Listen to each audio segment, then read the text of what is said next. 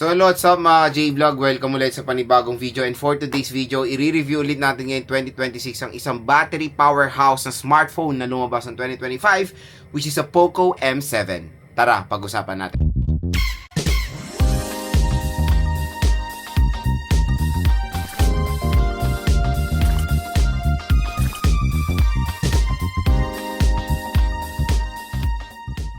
So yun mga J-Vlog, naghanap ba kayo ng mura na merong monster battery na smartphone? Ito na ang solusyon. Ito na, nahanap na natin ang Poco M7. This is the 4G version, and meron tayong M7 Pro which is 5G version na sobrang sulit din.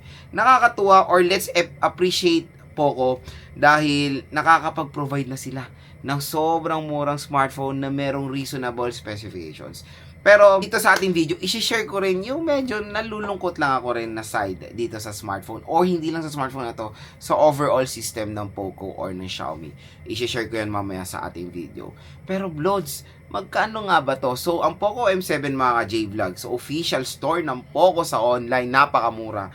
So pwede nyo siya makuha ng 5,000 pesos, 5 to 6,000 pesos for the Poco M7 with 6GB 128 gigabytes of internal storage. I think ang SRP neto is around 7,000 pesos. Pero dito mga J-Vlog, 5 to 6,000 pesos pwede nyo makuha itong Poco M7. And meron tayong 8GB 256, 6,000 pesos. My goodness. So, napakamura. 8GB 256, 6,000 pesos. Ito pa maganda dyan. Pag binili nyo dito sa ating View Products itong Poco M7 mga J-Vlog, pwede nyong makakuha pa ng additional discount dito. Ito, yung merong link yan sa ating video. I-click nyo yan ang link na yan. Dahil pag click nyo yan, meron po mag-generate na special mega voucher para sa inyo, additional up to 1,000 pesos off.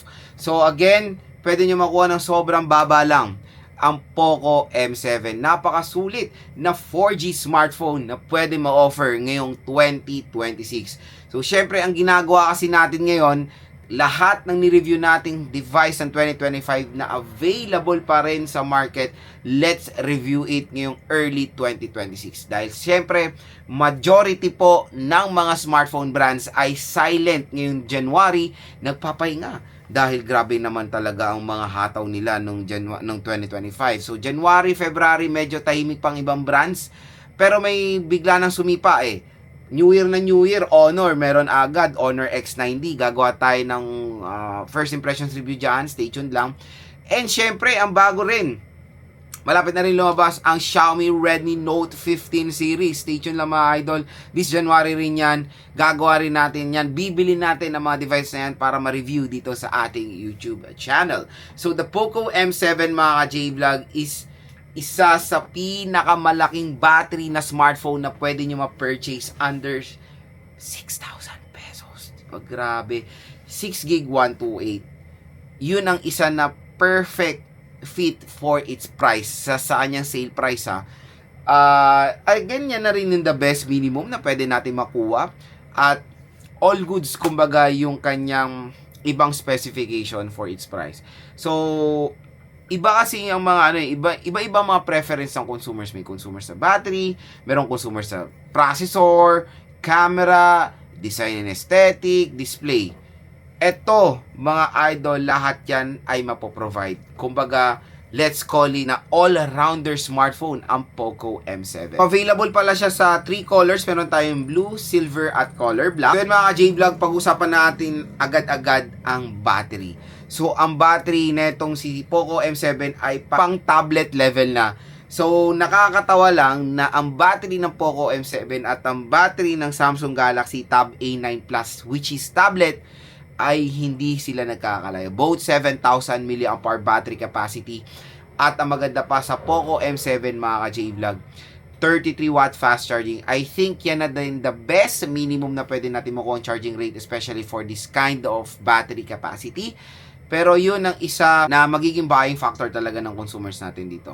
Battery performance or battery powerhouse talaga tong smartphone na to.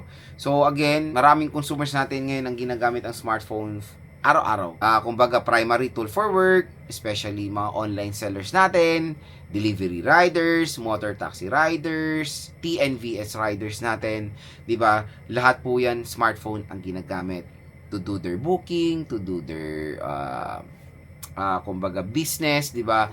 And hindi lang 'yon, mga nag-aaral, 'di ba? Na mga students natin, primary din is smartphone. For contacts, for doing research, and of course, pag naglalaro. Kumbaga, syempre, ang isang factor when playing in a smartphone is battery performance. Syempre, top priority is chipset. Meron din factor. Isa sa pinakamagandang mo-offer ng Poco M7 yan. And when it comes sa chipset naman, so sa processor niya, it is powered ng Qualcomm Snapdragon 685. So ang mga Qualcomm Snapdragon 685 ngayon 2026, asahan nyo marami na yan. Marami ng manganganak yan. Una nang naglabas ang Oppo A6X 685, Qualcomm Snapdragon 685. Honor X7D is Qualcomm Snapdragon 685. And this one, the Poco M7. So, the processor is great naman for its price. Again, ang processor nagdedepende yan kung magkano nyo nakuha. So, 685, kung makuha nyo to ng 5,000 pesos, all goods yan. And I think yan yung the best segment for the Qualcomm Snapdragon 685. You can play games dito sa smartphone na to. Like MOBA games, ML, Honor of Kings, COD, kaya-kaya din. Genshin, all goods naman. Pinaka the best is lowest settings. WUWA, dun tayo talaga nahihirapan kasi sobrang bigat ng WUWA. It is playable, pero hindi siya smooth. Expect nyo na yan. Kaya when it comes sa mga AAA games, babaan nyo sa pinakasagad na lowest settings para makalaro kayo ng mas okay. And syempre, sino ba naman ang ayaw maglaro sa napakalaking display na ma-offer ng Poco M7? 6.9 inches. Apakalaki. At hindi lang yun, yung kanyang aspect ratio ay iba. Hindi siya pahaba, palapad siya mga idol. Yan yung na-miss kong aspect ratio before. Kasi 'di ba ang mga smartphones before palakihan ng screen, padan sila, hindi pahabaan. Kasi ngayon ang nangyayari, palaki yung screen tapos pahaba ng pahaba yung smartphone, 'di ba? Parang nagiging na nga sila parang yun nga tinatawag na bar phone na. Pero dito sa Poco M7, very nice yung aspect ratio niya. Very new of course ngayon 2026. Kaya kung naghanap kayo ng kakaibang aspect ratio, hindi mahaba at malaki display, Poco M7 is good to go. Maganda yung ganyang aspect ratio for watching movies and of course for gaming. Very comfortable naman nung naglalaro ko dito. Ganda rin resolution, Full HD plus 1080p. At hindi lang yun, 144Hz screen refresh rate. So when it comes sa refresh rate ng Poco M7, it is future proof na.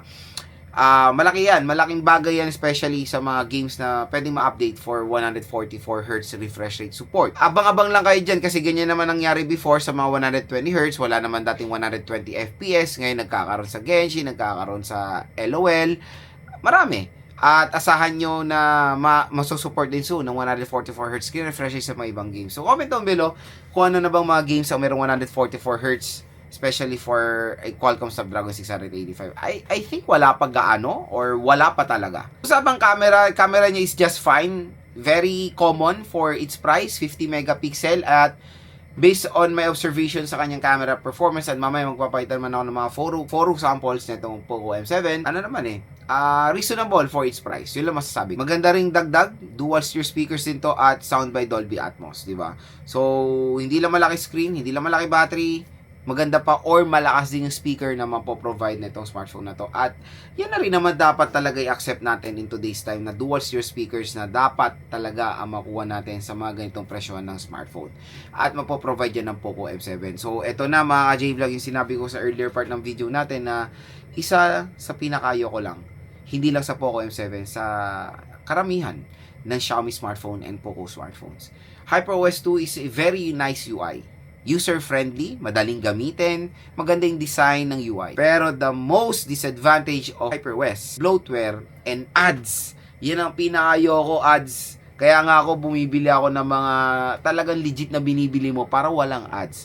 So dito, ang nakakatawa lang, file manager mo na hindi mo naman talaga dinownload at kasama talaga sa smartphone ay meron pong ads. na nagugulat ako minsan pag nagta-transfer ako, especially pag nakakonect yan sa internet, may lalabas dyan na ads na, ano ba to, dinownload ko ba to? Ano to? Parang share it na nagkakaroon ng parang malware na ganyan. Kasi, di ba dati pag yung dinownload nyo yung share it, ang daming malware niya, may mga lumalabas yan na ads na unwanted ads, sabihin na natin. Meron yan dito sa Poco M7, kaya wag kayo magulat.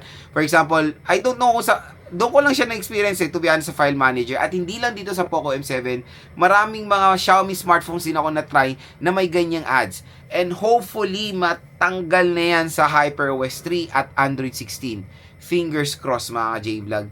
Sana talaga alisin na nila ang ads. Kasi unwanted ads yan eh. Hindi mo naman gusto yan. At hindi mo naman dinownload yung file manager. At yung file manager is isang basic na application ng isang smartphone, di ba? So kung ayaw nyo yan, I think meron ding settings to off yung mga ads. And yes, may ganyan, valid, pwede mo i-off. Nakikita ko sa comment section loads, pwede mo yan i-off. So good thing may ganyan.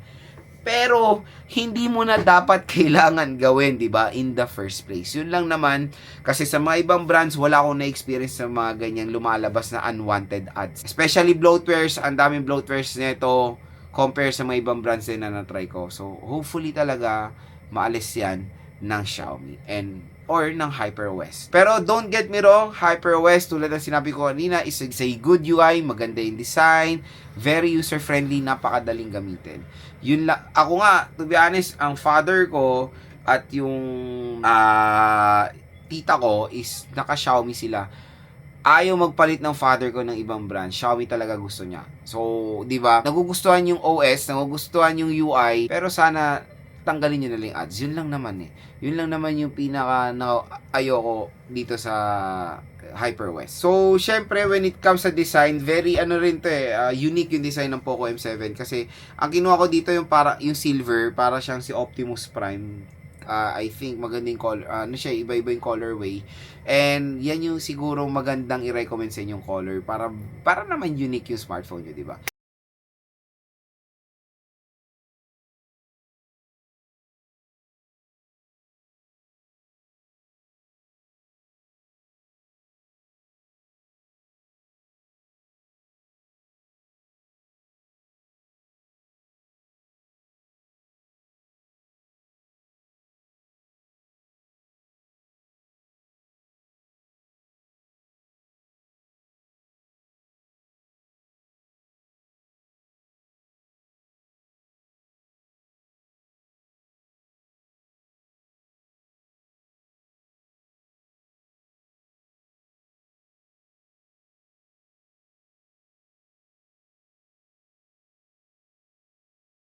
So again mga ka-J-Vlog, kung interested kayo sa Poco M7, nandito yan sa ating View Products. Napakamura lang dito. Sobrang sulit nito ngayong 2026 at ang hirap nitong talunin when it comes sa presyo niya na 5,000 pesos. Isa to sa pinakamagandang smartphone din na pwede nyo makuha o pwede nyo mabili ngayong 2026. Kaya kung interested kayo makuha to ng sobrang bagsak presyo, dito lang kayo bibili sa ating View Products.